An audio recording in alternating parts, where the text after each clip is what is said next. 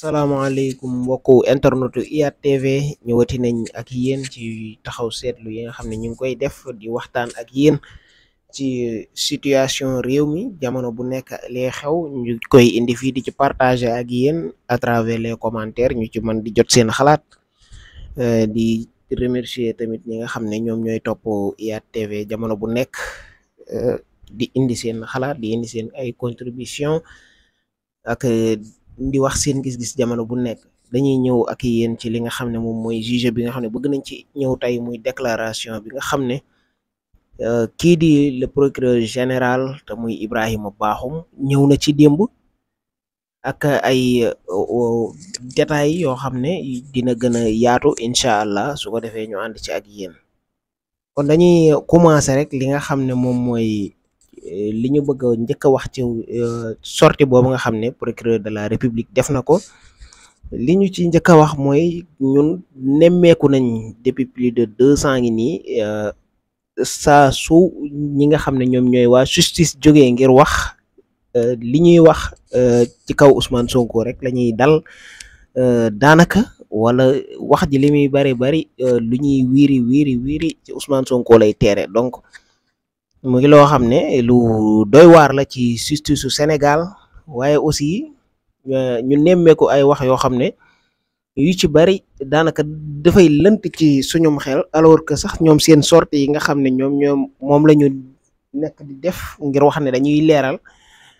dama jàpp ne dafa waroon a gën a leer waaye waru faa jóge rek xeli sénégalais yi gën a lëndëm wala tiitaange gën a dugg ci seen xel yi wala seen crédibilité ñu koy gën a ñàkk donte ka sax ñu ci bari moom yàgg nañu dute ci li nga xam ne moom mooy kaddu yi nga xam ne ñenn ci magistrat yi ñoo ngi koy amee jamono bu nekk jëmale ko ci li nga xam ne moom mooy askan bi te mooy wàllum wax ñu gëm la wala wax ñu jàpp li ngay wax dafa mel ni xaw na leen a jafe jamono bii ni ma ko waxee léegi depuis plus de 200 ngi nii suñuy wax ji li muy bari dafay teere ji ci Ousmane Sonko li ñu ci mën a njëkk a jàngatee mooy démb dégg nañ le procureur général Ibrahima Bakhoum mu ñëw wax ne 5 points la indi 5 points yi bi mu ci jiital moom mooy bi nga xam ne jàpp nañ ne moo waroon a gën a soxal sénégalais yi alors que lim ci def ci temps sax bariwul pas plus de 5 minutes mu jàll ci leneen muy li nga xam ne jóge na ci fond Covid bi session bi nga xam ne yore woon nañu ko lii nga xam ne moom mooy fond Covid bi waaye tamit bu ñuy déglu li nga xam ne am na ci ak li nga xam ne jotoon nañ ko xam ci rapport bi nga xam ne génnoon na ñi ñu ci doon tudd ku ci mel ni ministre Moustapha Diop ki ci mel ni Mansour Faye ak ñi nga xam ne mooy seen ay daas ak ñeneen ak ñeneen démb dafa mel ni bi ñuy déglu li nga xam ne moom mooy ponk bi nga xam ne jëmale woon na ko ci wet googu dégguñu mu tudd ci Moustapha Diop waaye dégguñu aussi mu tudd ci Mansour Faye loolu nag question bu ñuy laaj la peut-être mën na ko wax nag ñun ñoo ko déggul waaye de toute façon ñun ñooy samp suñuy laaj dan moo tax seeni tur ñoom ñëwu ci alors que ci biir coow li ak ci ñi yore woon li nga xam ne mooy session Covid bi ñaar ñooñu dañu ci safoon sàpp loolu nag question bu ñu samp la beneen bi si topp tamit ñi ngi koy jëmale ci li nga xam ne moom mooy wax bi nga xam ne jëmale na ko ci docteur Niang ngir tamit wax ne li nga xam ne moom lañ koy toppee moom mooy non assistance à une personne en danger jëmale ko ci jëmmi ki nga xam ne moom mooy Doudou Fall Amadou lii la tudd baayam di Cheikh Tidiane li nekk ci mairie Médina donc moom lañ doon wax ne bi nga xamee ne manifestant yi def nañ ko li ñu ko def yóbbu nañ ko ci clinique boobu nga xam ne mooy suma assistance ba pare taxawuwuñ ko donc loolu moom sax waxal na boppam que ne jamono ba mu fay ñëw kii di docteur Niang nekk fa woon waaye nag comme docteur Niang moom mooy responsable hôpital ba donc lu fa am lépp ci ay ordam la boo waral docteur Niang ñu interpellé ko d'ailleurs démb ki nga xam ne moom mooy avocat am di maître Khoureychi Ba gis nañ ko mu wax ne ki nga xam ne moom mooy docteur Niang dañ ko may liberté provisoire waaye nag dafa bañ li nga xam ne moom mooy bracelet électronique yi nga xam ne moom la ñuy takkal ñenn ci ñi nga xam ne ñoom ñooy détenu yi loolu xam naa dinañ ci ñëw ci beneen yoon ci wàllum bracelet électronique yi ak feesaayu kaso bi ak wax ji nga xam ne Toussaint Manga waxoon na ko ci te wax ne dañuy def promotion wu li nga xam ne moom mooy bracelet électronique ngir lan ñoom bu ñu ñàkkee pouvoir bi ñoom ñu mën a bénéficier woo ci bracelet électronique au lieu que ñuy dem di tëddi kaso donc loolu dinañ ci ñëw ci beneen waaye dañuy ñëw yem rek ci li nga xam ne moom mooy dossier boobu nga xam ne mooy dossier Doudou Fall te ñu gaañe woon ko foofee ci Médina ci wetu mairie bu Médina aussi li ñuy njëkk a laaj le procureur nee nañu dañu porter plainte aussi ñoom bi ñu porter plainte ubbi nañ ci enquête ñu koy laaj monsieur le procureur général Ibrahima Bakhoum li ñu lay laaj mooy ndax ñii di askanu wala famille wu ñi nga xam ne ñoom ñooy 14 morts yi nga xam ne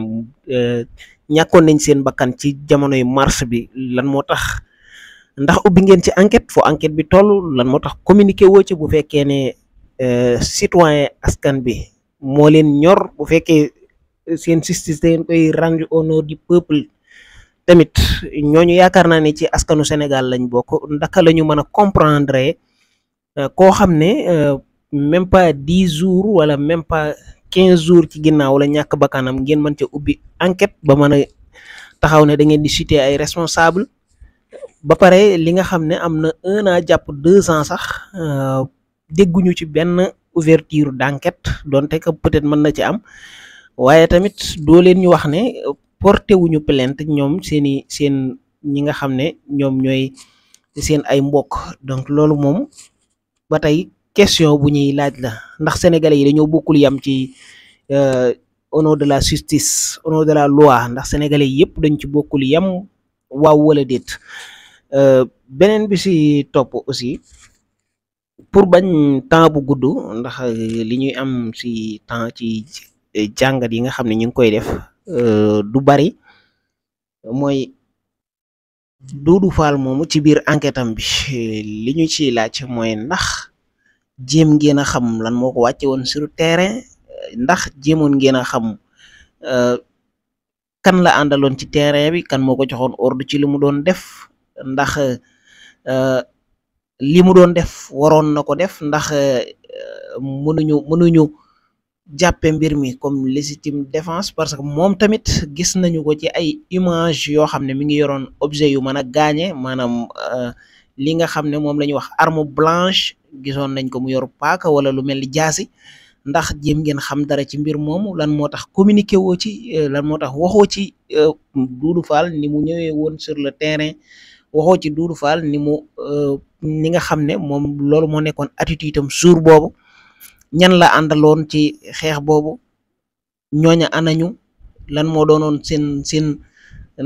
jëmuwaay ci seen xeeti ngànnaay yooyu nga xam ne yoroon nañ ko donc loolu noonu yëpp jàpp naa ne xamuñu nag ndax lu ñu war a def la lu ñu warul def waaye dañu jàpp que ni waroon na bokk ci li nga xam ne moom ngeen di leeral sénégalais yi au lieu de di jël ci benn côté bi du dóor ci beneen côté bi loolu tamit day xaw a lëndëmal xelu sénégalais yi comme ni ma ko waxee léegi beneen bi ci topp monsieur le procureur gis nañu ci jamono même jour boobu nga xam ne ci la Doudou Fall wàccee ki nga xam ne moom tamit ab ndaw la boo xam ne gis nañu benn oto wu nervi ñu jaar ci kawam ba mu mujjee fa ba ñàkk bakkanam kooka tamit lan ngeen ñuy wax ci dossier am ndax da ngeen di wax ne seeni mbokk dañoo porté wul plainte wala ndax da ngeen a jàpp ne moom farut ak nguur gi wala ndax da ngeen a jàpp que ne ku doon xeex ngir nasaxal réew mi la loolu lépp tamit bëgg nañ ngeen leeral ñu ci dossier wu ndaw loolu nga xam ne gis nañu ko dans les images yu leer naññ te kenn du wax ne du lu am donc loolu tamit question la buñ leen di sampal beneen bi ci topp ñëw gis nañu li nga xam ne moom mooy li nga wax ci Ousmane Sonko détails yi nga ci indi daanaka li may wax léegi ne man ngeen jékki-jékki un jour ngeen taxaw waajal li nga xam ne moom mooy conférence de presse taxaw ne da ngeen di wax ci benn mbir wala da ngeen di teg seeni ponk ne moo leen tax a génn tey waaye en réalité ci li ñu suñuy xel li ñu suñuy jàngat di may dañuy gis que ne daanaka loolu sax du lu leen ñor li leen ñor mooy tirer sur ci kaw Ousmane Sonko ci li ñu suñu gis-gis may yaakaar naa ne nag ku ne am nga droit mbir bu xewee ba pare nga am ci sa jàngatu bopp donte que affirmé wuñ dara que ne moo am mais daal li wér ba wér mooy ci li ñu suñuy jàngat may mooy gis nañu que ne jamono bu ngeen taxawee di wax jale bi bari jëm ci kaw Ousmane Sonko rek mooy jubluwaay ba li tax ñu waxati loolu mooy session Covid bi maa ngi koy wax léegi gis nañu ne biñ ci duggee yaataloo ci da nga dugg wax l'essentiel li nga jàpp ne war nga ko mën a wax nga wax ko jàll affaire docteur Niabe xaw nga ci xaabaabal tuuti mais soriwoo ci jël nga benn côté ba wax ci beneen bi ci des comme bi nga xam ne samp naa ci laaj léegi dégguma ci man loo ci wax beneen bi si topp aussi mbiru Ousmane Sonko gis naa bi nga ci duggee da nga yaatal lool dem ba dugg sax ci li nga xam ne moom mooy dossier médicalu Ousmane Sonko indi ci ay détails yoo xam ne daanaka jàpp nañ ne du woon lu koy jar donc loolu noonu yëpp bëggoon nañ xam sabab bi lan moo doon seen sababu génn yéen bëggoon nañ xam lan mooy seen sababu génn yéen ndax da ngeen a ñëw ngir contrecarrer Ousmane Sonko wala ndax da ngeen a ñëw ngir leeral sénégalais yi dëgg-dëgg li nga xam ne moom moo xew yaakaar naa ne Ousmane Sonko citoyen sénégalais la yéen a ngi wax ci li nga xam ne tamit moo jëm ci li nga xam ne sànni woon nañ ko te it yaakaar naa ne depuis mbir ma xew ba léegi donte ka ay photo véhiculé na loolu nag maa ngi ci interpellé yenn ñi nga xam ne ay sympathisants lañu wala ñi nga xam ne jàpp nañ seen bopp ay patriote wala jàppe nañ seen bopp ñoo xam ne ñoom ñoo engagé combat bi te demewuñ ci xel di jël photo yi jàmbur yi di partager alors que yow ñi nga xam ne ñooy jegeñaale Ousmane Sonko sax xamoo leen yow daal combat bi Ousmane Sonko nga ci xam jeex na ba waral yu mel nii maa ngi koy wax jamono yële ci vidéo yi ma doon def keneen nañu def attention ci jël photo yi jàmbur yi naan kii moo doon def nangam Ousmane Sonko alors que xamuñu nit kooku kan la donc loolu il faut ñi nga xam ne ñoom ñooy wax ne ay patriotes lañ wala ñoom ñooy ay sympathisants ñoom ñoo nekk ci réseaux sociaux yi ñu xàmmee ñi nga xam ne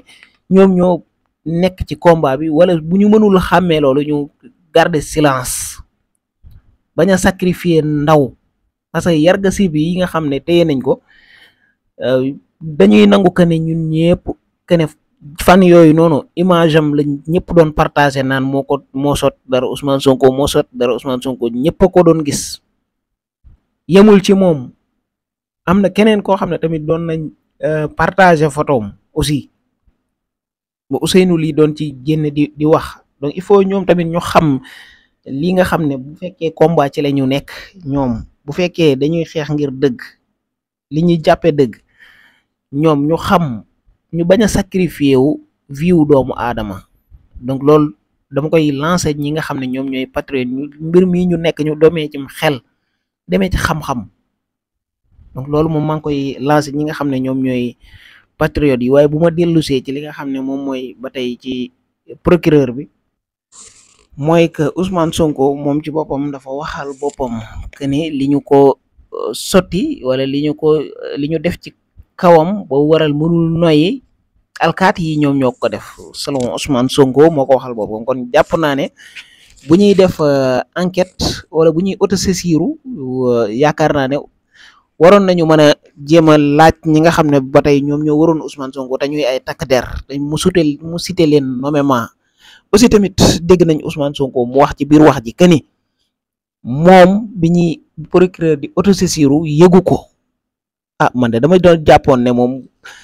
ni ñu ko waxee autosaisir buy am le principal concerné moom moo ko war a njëkk a yëg sax moo war a wax li mu dund ni mu ko dundee kañ la commencé sentir mbir mi ñan la soupçonné ñan la jàpp ne ñoo ko def ba pare ñu soog a dem déglu ji ñooña waaye dañu doon tenter pour jël sama bakkan rek nga tëb ne damay enquête ci commencé dem na dugg ci internet bi te pourtant bërki démb le procureur moom moo wax ne image yi ñu ngi ko jëlee sur internet dans des caméras yoo xam ne mi ngi ci réseaux sociaux yi dans des vidéos te foofu tamit bëgg naa ñu def ci taxaw seetlu parce que jamono yële kii nga xam ne moom mooy Ousmane Sonko dafa wax ne dossier bi nga xam ne wala rapport bi nga xam ne mooy rapportu Prodac bi ci internet bi la ko jëlee nit ñëpp dal ci kawam lan moo tax mu koy jëlee ci internet bi lan moo amul preuve amul nangam tey le procureur général moom li mu wax mooy vidéo bi ñu autosaisiroo vidéo waa ji ñi nga xam ne moom la ñu téye ñi ngi ko jëlee ci internet bi donc kon yaakaar naa ne war nañu xool tamit ñaari mbir yooyu war nañ leen comparer alors que li ma ci gën a naxari sax mooy gis naa ne mbir moomu bi ko procureur bu waxee ñëpp dañ na part kenn tontuwul alors que bu fekkoon Ousmane Sonko daal moom mooy ñaaw yaay lu mu wax dinañ ko toog détaillé ko waaye jéem a xool li nga xam ne wax na lii def na lii lu tax mu koy defee nii le procureur général taxaw na wax internet dans des réseaux sociaux donc foofu dama leen ciy bàyyi yéen ñi nga xam ne yéen les soi-disant neutres donc dañ leen ciy bàyyi ak seen xalaatu bopp seen xelu bopp li nga xam ne tamit moom la ñuy ñëwaat mooy ñi nga xam ne ñoom ñooy les arrestations donte que ñi nga xam ne jàpp nañ ne ñi ngi leen di wooyee commando ñi ngi wax naan ñenn ñi ngi def depuis boobu ba léegi naan saison 3 peut-être nag mën naa nekk li ñuy wax mu am comme aussi tamit mën naa nekk li ñeneen ñi ñu bañ a gëm ne am na aussi loolu tamit nañ ñu ko nangul bu ñu gisee li nga xam ne moom mooy RPG yi nga xam ne wax nañu le procureur wax na que ni dugal nañ ko gis nañ ko ñu dugal ko ci am ñu ko braillé waale woon te ku ne xam ne des lance-roquettes yooyu noonu moom mosuñu ko gis fii mosuñu ko xam tamit yaakaar naa ne comme egg nañ ci dimension boobu waroon nañ mën a génne ne bii la wala ci kii lañ ko jëlee faire affirmation nit ki mën a affirmer que ni loolu moo ko yoroon pour bu fekkee rek dañu jóg ngir leeral sénégalais yi laa wax xaw ma nag bu fekkee leneen mi ngi ci ginnaaw loolu ça ne nous concerne pas mais li nga xam ne daal ñor nañu mooy ngir leeral sénégalais yi waroon nañoo indi des arguments yu gën a clair aussi tamit gis nañu ci biir waxu ki nga xam ne moom mooy procureur bi jamono bu muy wax ak benn conférence de presse wala benn point de presse boo xam ne waajal na ko ay heure point de presse boo xam ne noté na li nga xam ne moom la war a wax ay document la indi teg da ngay gis jamono parfois dafay wax ba ci yàgg day tourner di laajaat ñi ci ginnaaw pour ñu affirmer ko li muy wax dafay tourner wax benn affaire mën nañ ci citer li nga xam ne moom mooy verre yi nga ne yim ne ñi ngi ko jëndee Burkina bi muy wax ñi ngi ko jëndee insister dafa hésiter bi mu insister ci la ko ki mu dendal wax ne ko Burkina Faso alors que yaa ngi tiim rapport jàpp naa ne bu fekkee da ngay wax lu ne ci rapport waroo mën a déglu keneen ku nekk sa wet parce que préparé nga li nga war a wax yëpp bind nga ko noté nga ko document yaa ngi sa loxo donc da nga war a wax attentivement ñëpp déglu la mais waroo wax di xool ku la jubbanti wala ku la réorienté wala yu mel noonu te loolu dañ ko nemmeeku lu baree bari ci li nga xam ne moom mooy discours bi nga xam ne comme si il n'était pas en l'aise moom procureur bi nga xam ne doon na wax li nga xam ne moom mooy wax jooju tey bu ñu demee ba egg foo xam ne justice bi bu waxee sénégalais yi jël wax ja sànni ca mbalit ba wala justice bi bu waxee sénégalais yi commencé di am doute di ragal ke lii est-ce que du piège lii est-ce que du combat bu ñuy waajal ngir diw boobaa nag réew mi egg na fu doy waar réew mi egg na fu garaaw a garaaw a garaaw donc ñi ngi leen di woowaat ñoom ñu gën a leeral seen position seen diggante ak askan bi parce que justice bi dañ koy rendre au nom du le peuple Sénégal lañ fi nekkaluñ fi Masamba nekkaluñ fi Mademba donc dañ gën a leeral li nga xam ne moom mooy li xew.